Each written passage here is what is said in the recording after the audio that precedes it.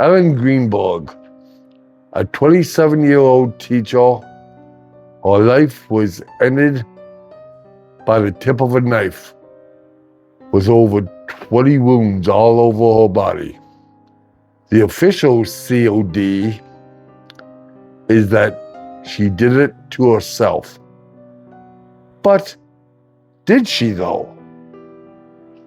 Or was it done by someone else? So sit back, my fine law-abiding citizens, as we explore the mysterious case of Ellen Greenberg. This is Night Owl. Good day, my fine law-abiding citizens. I'm Ted, your host, and welcome back to Night Owl. Today, we're off to the scenic city of Philadelphia. But before we pack our bags and head out the door, could you please do me a favor? Hit like, subscribe, and share this video. It really, honestly does help my channel out. And you may want to turn on your notifications too, so you get notified of all the new videos that I come out with. Now, with that said and done, where was I? Oh yeah, Philadelphia, the city of brotherly love, the home of the Liberty Bell, the Philadelphia Eagles, and, of course, Rocky Balboa. Dun dun dun dun dun dun dun dun dun dun dun dun dun dun. I'm sorry, I honestly don't know what came over me. But it was also the home of Ellen Greenberg. Was born on the 23rd of June in 1983 to Sandy and Josh Greenberg. Ellen went to Penn State University where she received a degree in communications. But what she actually wanted to do was to become a teacher. So to get her credentials for teaching, she went to a place called Temple University and another place called Chestnut Hill College. Upon graduation, she got herself a job at the Juanita Park Academy in Philadelphia, where she taught the first grade. She herself lived in a place called Medayunk, which was a neighborhood in Philadelphia. She lived there with her fiance, Samuel Goldberg.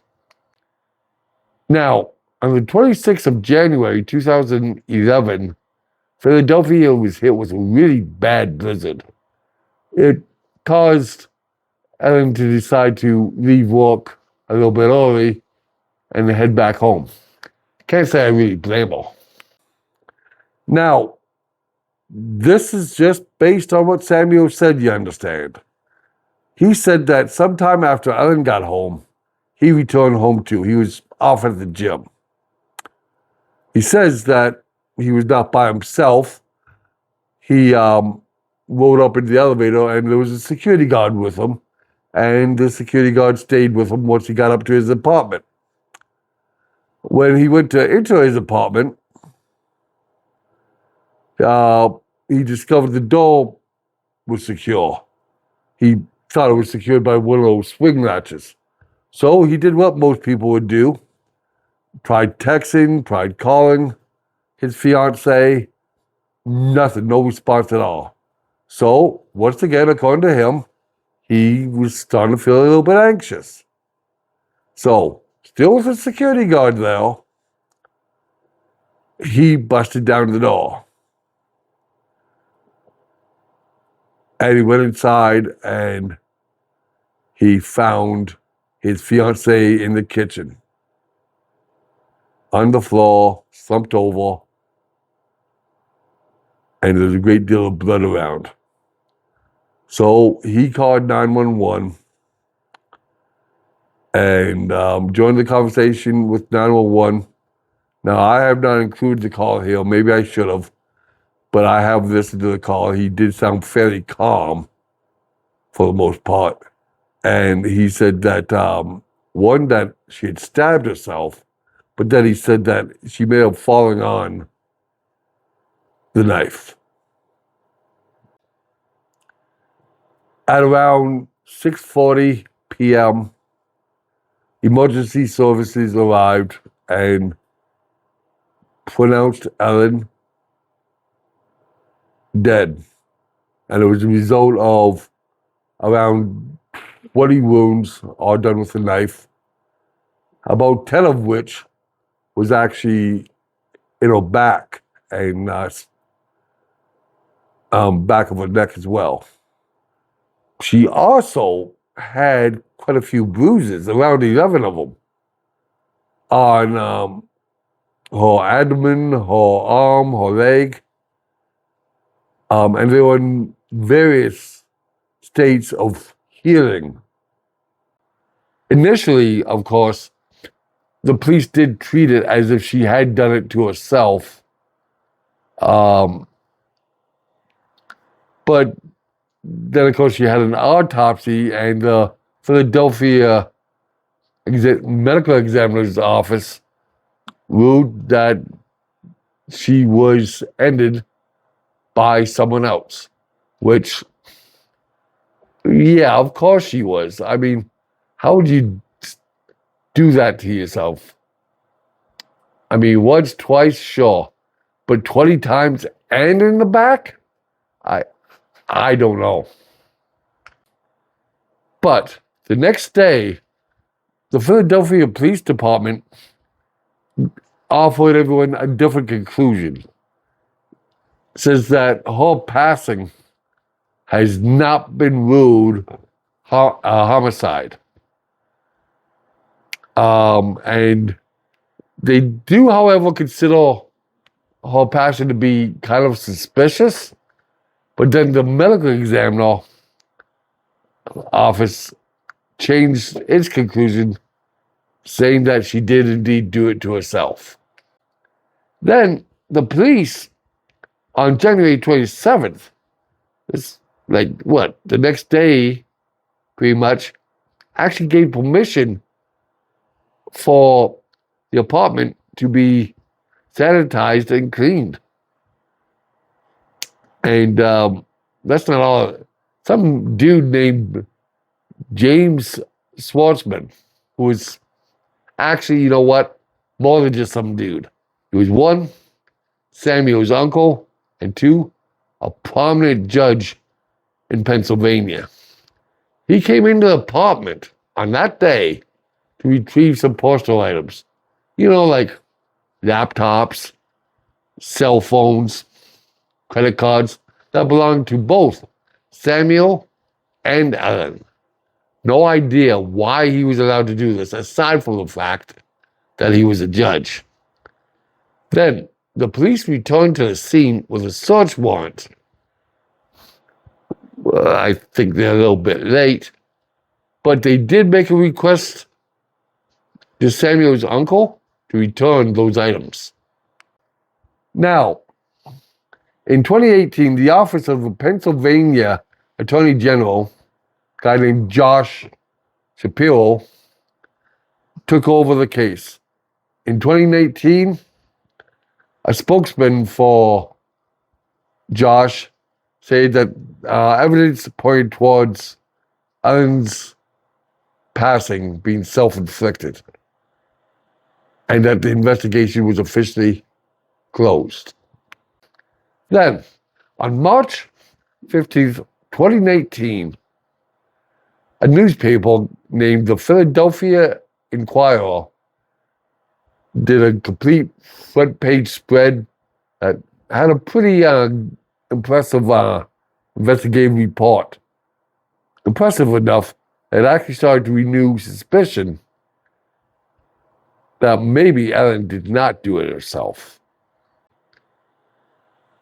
But it caused enough suspicion that a Pittsburgh forensic pathologist named Cyril H. Welch decided to take another look at the case.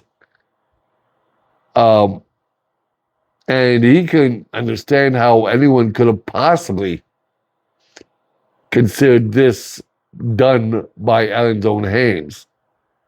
So that it had to be done by someone else.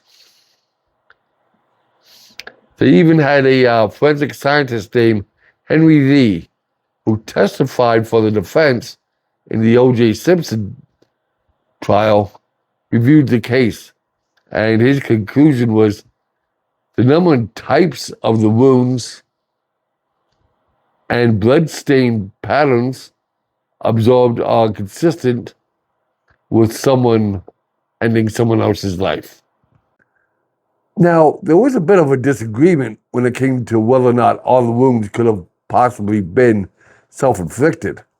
In particular, the wounds to her head and spinal column. As you recall, I said that the wounds were all over her body.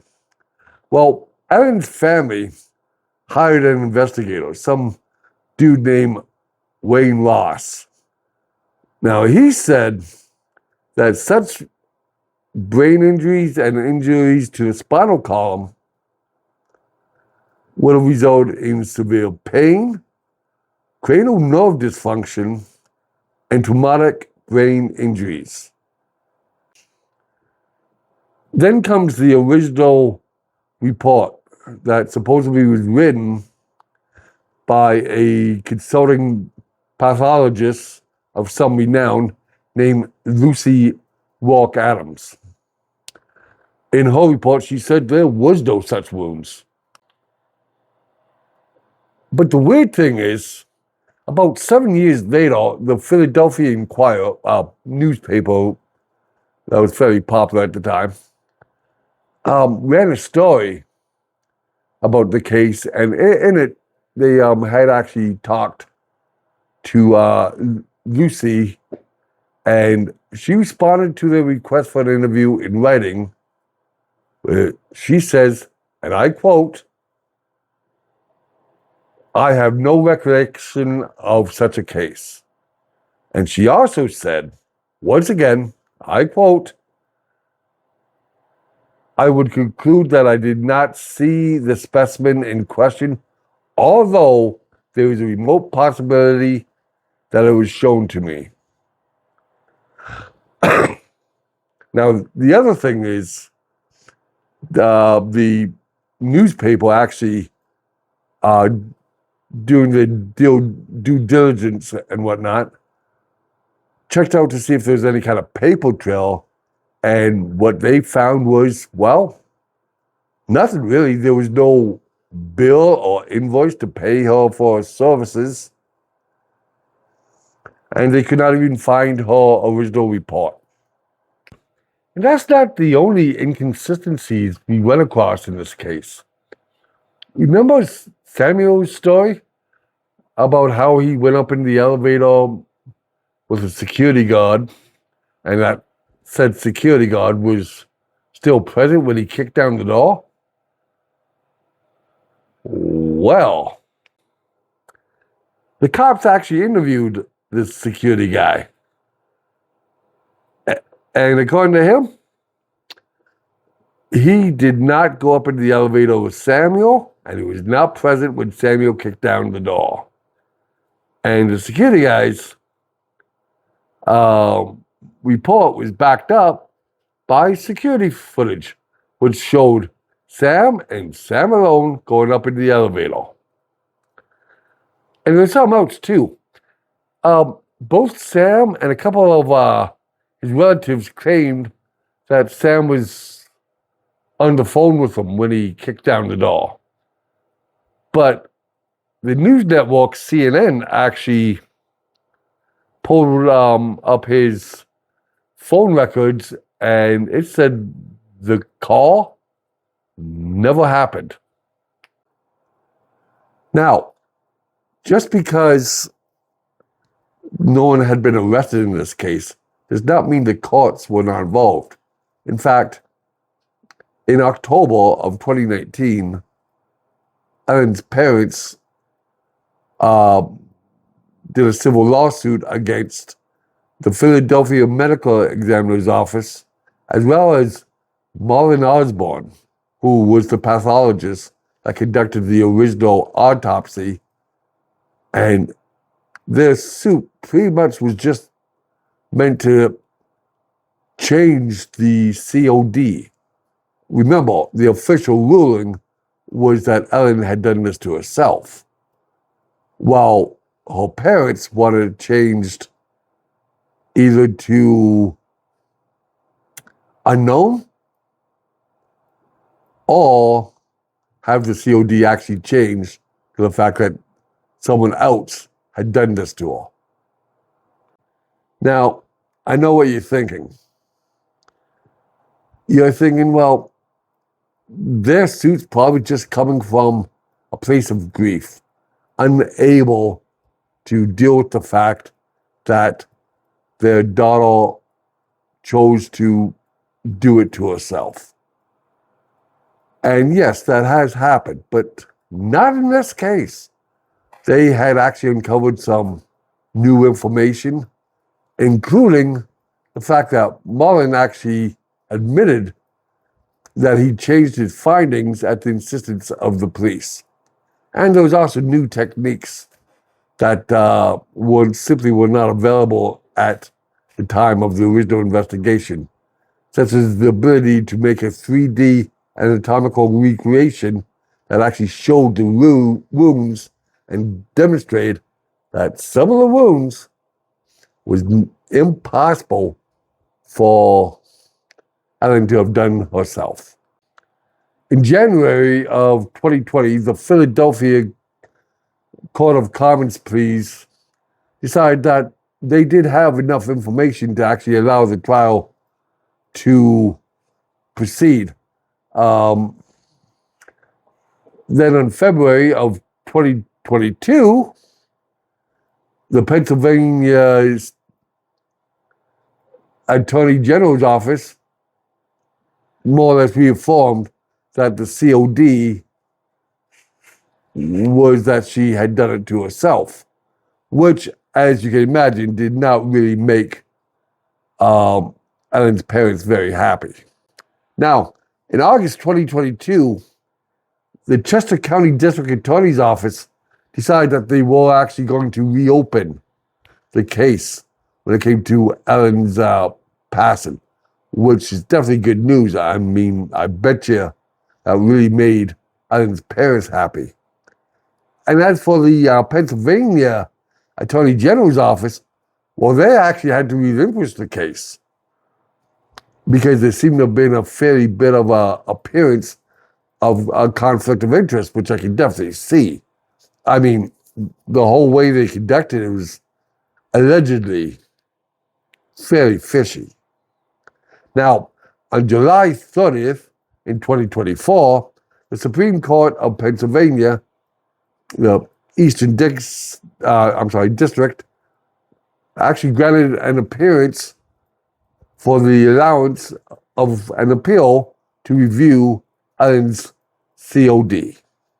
Now, in February 2025, following the lawsuit that Ellen's parents had filed, a settlement was indeed reached in which Ellen's COD would be investigated. In fact, Marlon himself filed a sworn statement in which he said that he no longer agreed with the ruling that the COD was done by Ellen's own hands. Now, in February 2025, the original pathologist that worked on the case actually sent in a signed document to the courts where he actually pretty much walks back what he said about the wounds all being self-inflicted. In fact, in his letter he wrote, and I quote, "It is my professional opinion that Ellen's manner of death should be listed as something other than suicide. But there's a problem with that. Since Marvin no longer works for the medical examiner's office, his opinion no longer carries any weight and wouldn't actually have any influence on changing the COD on the official death certificate. Now, as of the recording of this video, not only has the cause of death not been changed, but it really doesn't look like it's going to, at least not anytime soon. They've actually closed the court, and with the ruling that death certificate and the COD will not be changed. And that just seems weird to me. I mean, now keep in mind, do I know exactly what happened? No. It just seems weird. They have all this alleged evidence that would show that, if not down and out impossible, some of the injuries to her would have been pretty unlikely for someone to do to themselves. Like, is it technically to, injure your back like that? Sure. Would someone do it on the back? Probably not, because there's easier ways to do it. It just, I don't know about you, but it sounds a little bit fishy to me. So, what can we say about Ellen Greenberg? She was an incredibly smart woman who wanted nothing more than to mold young minds in hopes of guiding them towards their own glorious future. What do I think happened to her? Well, I'm not 100% sure. I mean, I wasn't there, but I really doubt she did it to herself. I think someone did it to her and it was covered up. And why'd they do it? Well, that I also do not know. But I do know this. She will not know peace until the truth is one day revealed. But what do you think? Do you think she did it to herself? Or do you think someone else did it? And if so, who do you think that is? I mean, I have my own theories, which I'm not going to get into here. But I'm not sure about you. It does seem kind of suspicious to me. But anyway, I want to thank you for stopping by.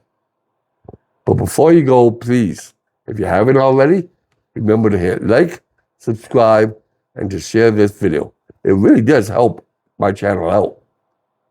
And you may want to turn on your notifications as well, so that you're informed of any new content we come out with. Once again, thanks for stopping by, and please remember, be you good or be you wicked, everyone deserves justice. Good night.